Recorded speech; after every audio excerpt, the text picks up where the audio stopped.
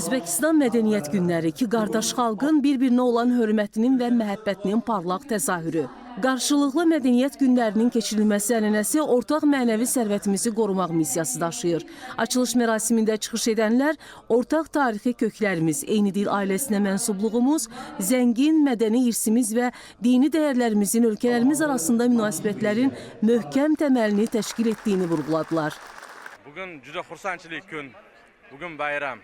Bugün çok güzel bir gündür. Bugün bayramdır. Özbekistan Respublikası qardaş şəhər Bakıda gözəl konsert proqramı ilə çıxış etdi.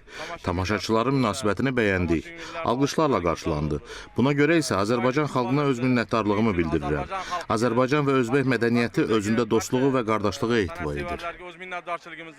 Hər il 3-4 dəfə gəlirəm. Azərbaycana hər il 3-4 dəfə gəlirəm. Azərbaycanı çox sevirəm. Azərbaycanın xalq artisti Mənsum İbrahimovdan muğam dərsləri alıram. Bugün də çox gözəl konsert proqramı ilə çıxış etdik. Dostluğumuz, qardaşlığımız əbədi olsun. Bugün gözəl bir gecə oldu.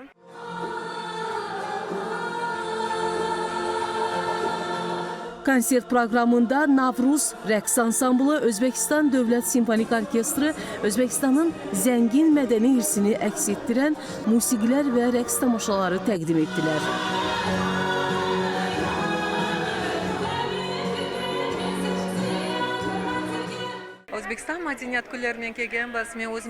Özbəkistan Mədəniyyət Günlərinin açılışında Bakıda iştirak etmək mənim üçün qürur və sevincdir. Tamaşaçıların sevgisi və alqışları ürəyimizə toxundu. Azərbaycan xalqının incəsənəti və mədəniyyəti bizə çox yaxın və doğmadır. Bu isə bizi biraz da bir-birimizə bağlayır. Təəssüratlarımız xoş və zəngindir.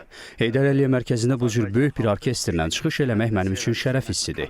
Özbək mədəniyyətini Azərbaycan xalqı qarşısında təqdim etmək böyük məsuliyyətdir.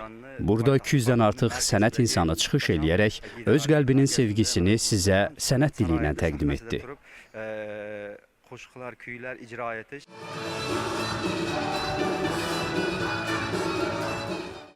Özbəkistan Mədəniyyət Günlərinin bağlanış mərasimi qardaş ölkə tərəfindən 2023-cü ildə Füzuli şəhərində tikilib istifadəyə verilən Mirzə Uluqbəy adına tam orta məktəbdə keçiriləcək. Vüsale Məmmədzadə, Elvin Heydərov, ASTV Xəbər.